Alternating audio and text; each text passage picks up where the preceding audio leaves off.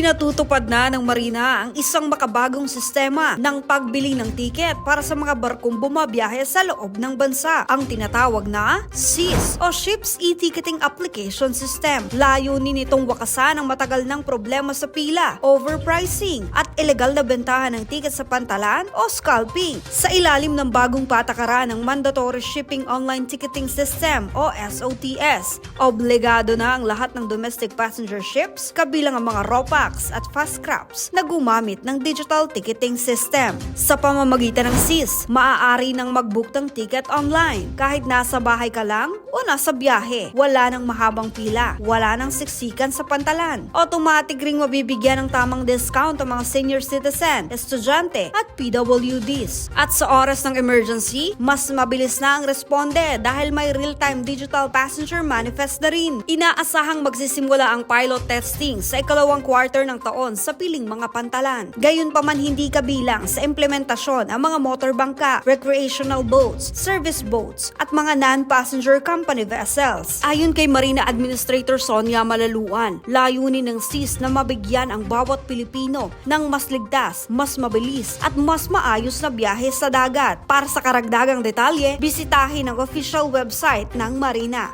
Ako si Levi Miranda para sa Marina DJ TV News on Deck.